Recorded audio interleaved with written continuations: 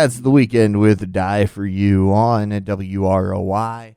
And I kind of talked about it a little bit ago, but it is time now to officially welcome into the studio Brian Johnson from the Northern Indiana Community Foundation, or specifically the Fulton County Community Foundation. Either answer is correct. Yes, we got into that a couple weeks ago when you were here on the First Federal program. Yes. Because the question is, well, what's the difference?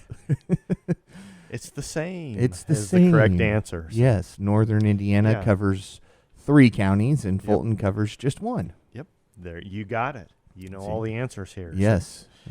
All right. Well, hey, we've got a few things going on at the foundation right now. We've been talking about this for a while, so we can still say it's a new software rollout. Okay. So we were able to now have donors actually create an account and log in online and see all their information. So some folks have already signed up for this. If you have not, and it sounds like something that you'd be interested in, you can not only get your fund statements, but you can see balances and donations in between fund statements when we send those out.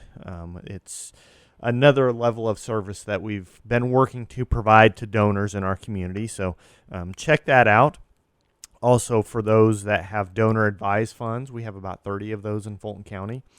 For those that have donor advised funds, they can make grant requests online and have that process happen very smoothly. We have hit a couple of glitches, so if somebody signs up and has trouble with anything, don't hesitate to give us a call.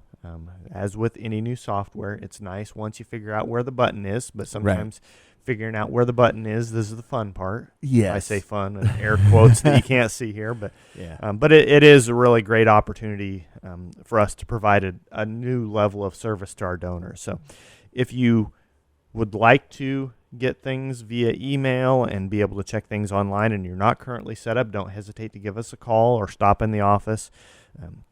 You can reach out to our office manager, Jessica Michael, 574-223-2227, and she can work you through the process there. Okay. Talking about online stuff, this is something new. Mm-hmm. We mentioned this on the First Federal program. Yes. But we now have the ability to accept online grant applications, which is awesome. This has been requested for a few years, and we've been working towards this. The new software that we rolled out, along with the additional programs that make the applications available, are now here.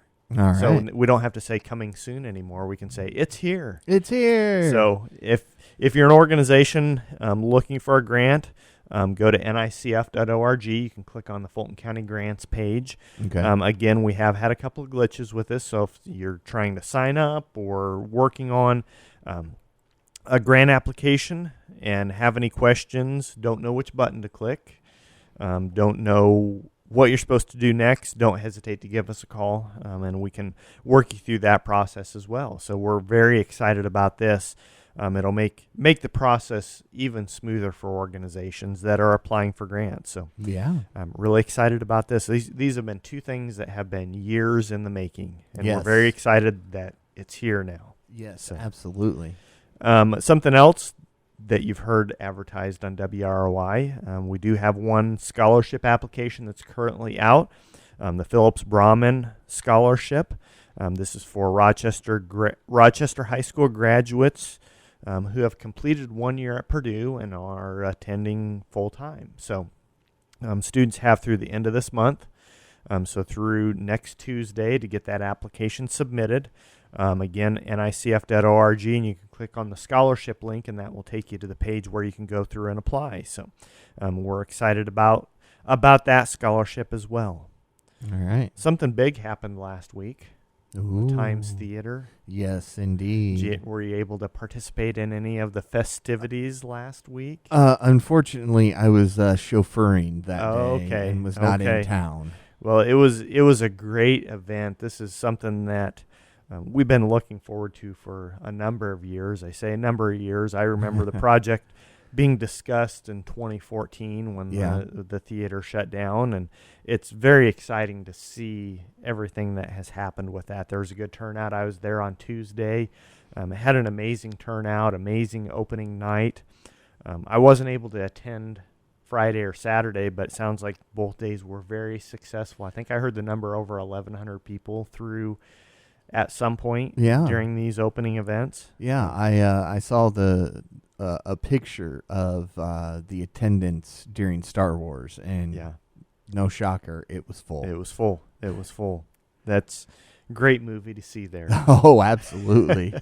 So talking about movies, there's plans this weekend. I think you may be Yes. in attendance at least one of these, but they're That is part the of what they're plan. trying to do is some low cost family entertainment. Yeah. So Saturday movies this week, Over the Hedges, 10 Mhm. a.m. on Saturday morning, and then Die Hard, 7 p.m. Yeah. Bruce Um, Willis weekend. Tickets for each of those are only $5. Yes. And if you look at the concession prices, they're cheap, so you can take a family and actually afford to go to the movie.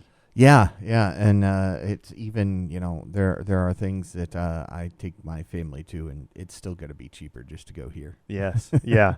So and exciting to see some of these movies, some of these nostalgia movies. Yeah.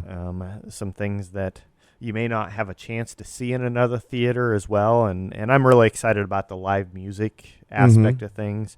I know they're working on scheduling a number of bands, and so the Round Barn Opry played on Friday night and had a Yes. good turnout for that, and looking forward to more of that as we go forward. So Yeah. congratulations to all the folks that have been involved in this project, and thanks for all the hard work that so many volunteers did. It's pretty amazing. If you have not been to the theater, I'd encourage you to check it out at some point in the near future. Absolutely. Really exciting to see all the renovations and just look at the artwork on the walls and some of the fun stuff that's going on over there. So something I wanted to talk about this morning, I know I heard earlier this morning some folks from the Rochester schools talking about preschools. Mm-hmm. Of course, we're thinking about enrollment now. Something that we've been doing for a number of years, actually since 2013, has been helping with preschool scholarships. Yes. So just a snapshot of the numbers. Since that time, we've helped over 230 students attend preschool. That's been almost $200,000 in financial support for those students. That's great. On average, we see about 25 students in the program per year. And it's wonderful having resources, different private preschools around the community in Rochester, Akron, Fulton areas. And then also the Rochester schools have been a great resource to help some students that may not have been able to attend otherwise. So we're very excited about continuing this program this year. So if there's families that are listening, say, it'd really be great if my child could go to preschool, but we may not be able to financially afford it. This program helps with that. And I say preschool, specifically the pre-K year. So that year before a child would go to kindergarten. Yes. Because that's the question we get, well, my child's 4, my child's 5, do they qualify for the scholarship? Well, if they're on track to go to kindergarten next year, this would be the year for them to work with that scholarship. So the schools in the area have the applications for that. So if you have spoken with a preschool, if you have your child enrolled or planning on enrolling, now would be the time to talk to them if you need some financial help for that. Just kind of some interesting facts. You think about by the time a child turns 5, 85% of their brain development and brain growth has happened. Yeah. So these are some very impactful years. Some stats show that children that attend preschool are more likely to read at grade level. That doesn't mean at preschool grade level. That means throughout their educational career. So yes, impacts that early learning impacts them for a long time. More likely to graduate from high school and continue on to post-secondary education. Some really exciting things. Less likely to need public assistance as adults, or less likely to be incarcerated as an older teen or adult. So some of these things, getting that education career started off on the right foot, really starts at a young age. So I'd encourage folks, if financial resources are a barrier for your family being able to send a child to preschool, at least talk with your preschool about the potential of a preschool scholarship. Yes. So encourage folks, we want to help as many families as we can get to preschool. Yeah. So Talking about some recent grants, I know. I think we could say spring is in the air, although right now it kind of looks like rain is in the air. Yeah, I think we're still in that false spring. Okay. Second winter's coming pretty one of those soon. false springs. Yeah. So, but thinking down the road, thinking about spring sports. Oh, yes. Those I are was right thinking around the about corner. Things like baseball and softball and those things. Yeah. So registration's going on right now if you're in Akron or Fulton or Rochester or Kewanna or Lighters Ford. Get your kids signed up for softball or baseball. Yes. I know we've got one that's looking forward to playing baseball this spring. One of the grants that we were able to provide recently has been for the Rochester Youth Baseball League. Okay. They've been working on some renovations at their Major League Diamond, and if you go past there, you'll see some cement dugouts that they're working on, creating a really nice area for the kids that are playing and doing some renovations down there. So congratulations to them on working on that. Looking forward to enjoying that myself this spring. Another grant that we recently helped and has actually been implemented. Last fall, we were able to help purchase some automatic CPR devices for the fire departments in the area. And be able to actually have those on the fire trucks going out on calls. So that's something that helps the firefighters and paramedics and EMTs as they treat patients and really provides a better service. So I know Randy likes those. Yes. So he doesn't have to. Yes. He says it's a lot easier to have it automated than try to struggle to sit there and. It is. Because it's tiring on the person giving it and receiving it. Yeah, and it also frees up those personnel to be able to provide other services simultaneously. Yeah. So it's a great thing to happen. I hope they never have to use it on me, but it's nice to know that this is available if the department needs to show up. So yes. Something else that I'm sure we'll be hearing more about, but last year, Akron, the Lost Honest, did a summer concert series. That's going to be happening again this year, so stay tuned for details. That's all that I know about it right now. All right. A couple of new funds that we've been able to start over the last couple of months. The Outlet Youth Center Endowment Fund.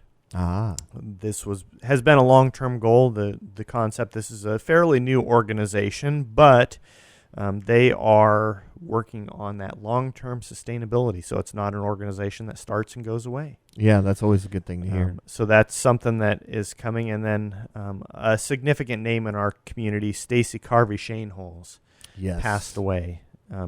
You don't know how many times I've heard the phrase Aunt Stacy. Her family is working on establishing a scholarship that will help provide financial support to area students in the same way. I mean, every time you turned around, Stacy was encouraging somebody or caring about or helping somebody. And so this scholarship will continue that legacy that she's left us in the community. So really excited about that. A couple other notes, things coming up. We're working on providing another Bridges Out of Poverty workshop. Okay. So more details for that will come. Looks like that's going to be a late spring workshop this year. All right. And then we're also working on some nonprofit training in the lines of board development. Oh, okay. Partnering with the chamber here to potentially offer that. Looks like late summer, early fall. All right. More details available as we work those out, but kind of keep those in mind if you are a nonprofit or work with organizations that help folks out in the community, things that will be coming up. So okay. That's all I have this morning, I think. All right. Lots going on. Lots of different things going on. Yeah, so. Lots always going on at the Community Foundation. And, of course, if anybody has any questions, they can check out your website at nicf.org. Yep, nicf.org. We are on Facebook. We talked about Northern Indiana Community Foundation, Fulton County. On Facebook, we're Northern Indiana Community Foundation, so you can see things all three communities are doing. Give us a call. 574-224-3223, or you can stop by our office at 227 East 9th Street here in Rochester and chat with us, find out what's going on, or if you have great ideas for our community, we always love to hear those. All right. Well, Brian, thank you so much for taking time out of your busy schedule to stop by and talk with us today, and we'll do it again in a couple of weeks. All right. Appreciate it, Paul. Thank you much.